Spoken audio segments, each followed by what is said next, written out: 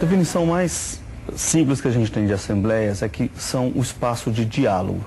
Ela tem como objetivo trabalhar tanto a construção de valores democráticos dentro da escola, quanto trabalhar também resolução de conflitos cotidianos, mas através do diálogo. Que é uma escola democrática, é uma escola onde todos têm lugar para expor o seu pensamento, para fazer as suas críticas, para propor novos trabalhos.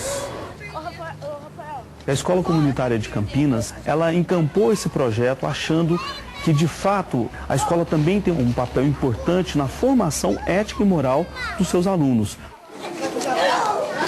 Ele saber lidar com os conflitos, ele saber buscar soluções, é a busca da autonomia do aluno.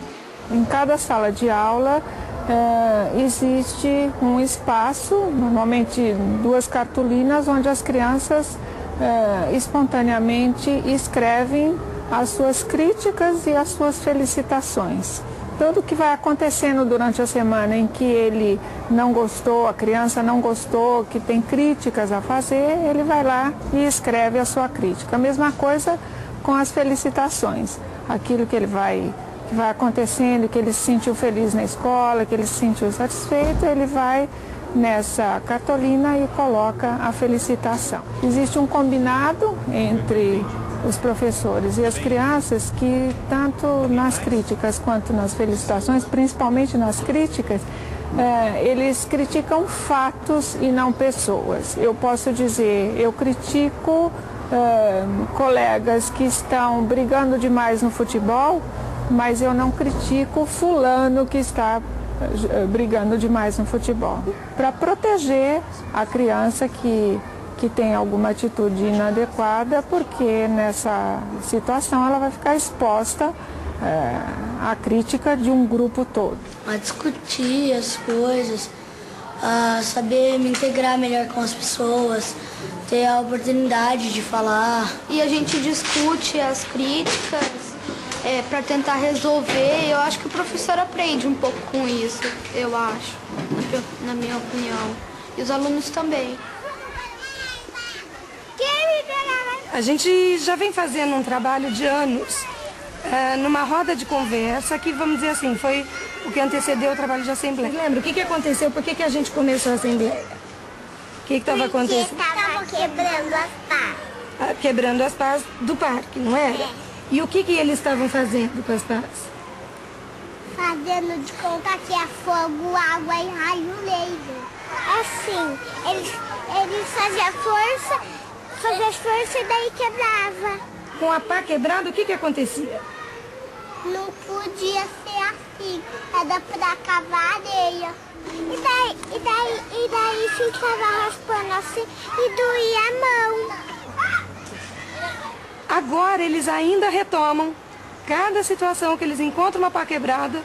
Precisamos conversar de novo sobre isso. A primeira série é a primeira turma que começa com a assembleia. É nesse ano que eles começam a trabalhar em assembleia. A gente começa com uma história, se chama Assembleia dos Ratinhos, é um livro que conta uma história. É uma festa de ratinhos, que daí vem um gato, e daí ele estraga as festas que eles fazem. Assim, eles pensam em pôr um sino no rabo do gato para quando ele vinha eles ouvirem, mas não deu certo porque todos os ratos eram medrosos para pôr. E aí a gente tira algumas regras de como trabalhar na assembleia.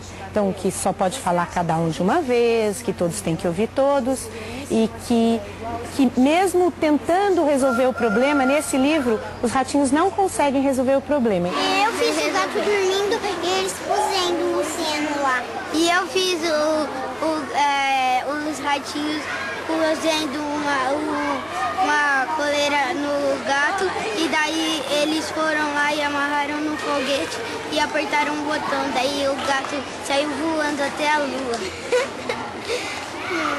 Então, bem essa discussão, que a Assembleia é uma tentativa de resolver os problemas e a gente daí amplia para que também a gente pode tratar das coisas boas que acontecem. Porque senão a Assembleia se constitui num momento só de coisas negativas, de coisas que tenham que ser revistas. E as felicitações são momentos que acontecem no grupo também. E eles têm que ser levados em conta. Um grupo não vive só de coisas que precisa melhorar. Ele tem que se apoiar nas coisas que estão bem e ele tem que se rever nas coisas que não estão. Critico o preço da cantina, que está muito alto. Eu fui na Assembleia Geral desse ano, que fala que a cantina, a cada vez, um ano, tem que pagar mais para uma pessoa.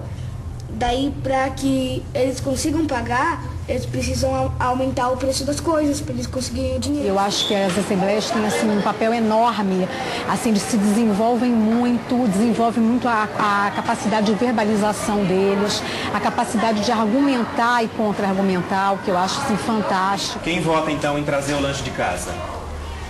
1, 2, 3, 4, 5 pessoas. Comprar o lanche fora?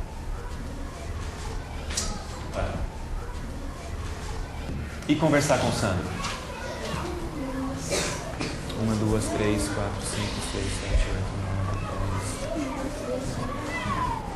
Bom, 25. Então nós vamos conversar com o Sandro hoje, na hora que a gente for pra cantina, para ver se a gente consegue alguma coisa, tudo bem? Agora, Sandro, eles queriam que você soubesse dessa insatisfação deles.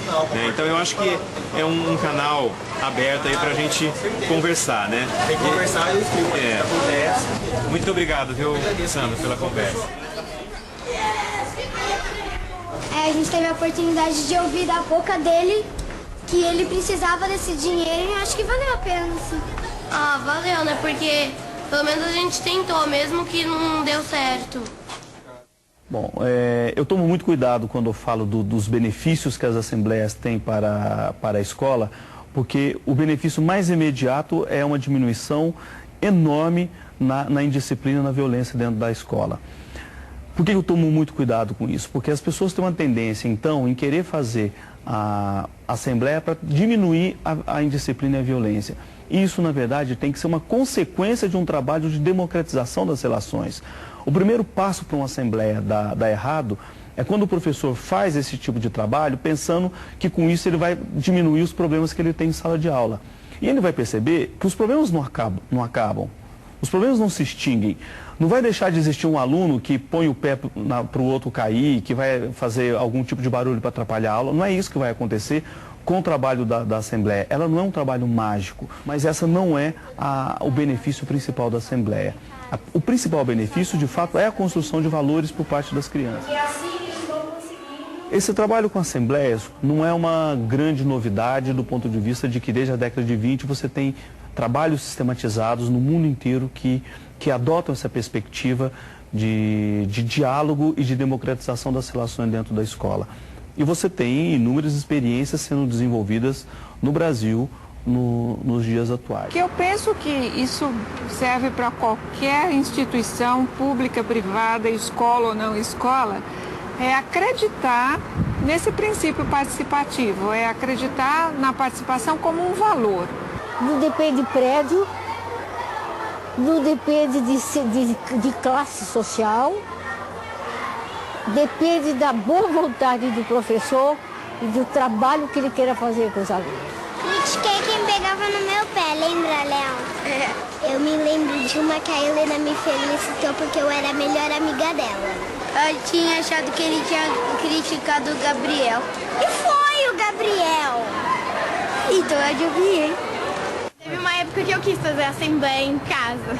A gente vê assim a importância de, por exemplo, de você aprender com seus filhos, né? Então ele estava propondo, ele era pequeno e estava propondo uma coisa muito legal na família, né? O irmão bate, aí acontece um monte de coisa, aí dá vontade de fazer às vezes. Hoje assim, a gente até continua com reuniões familiares menos sistematizadas, mas aproveita esses princípios, né? Tem regra que não funciona, tem gente que esquece. Problemas como pisar naquela grama ali. Ah, fico muito triste, porque às vezes é uma coisa muito séria e não dá certo. A gente falou de pôr uma placa lá pra ninguém mais pisar lá, mas a gente não fez a placa e aí todo mundo continuou pisando. E eles ficam muito animados quando um problema foi levado à Assembleia e foi resolvido de uma forma positiva. Não dá certo, eu fico muito feliz, porque é um problema que se resolveu. Assim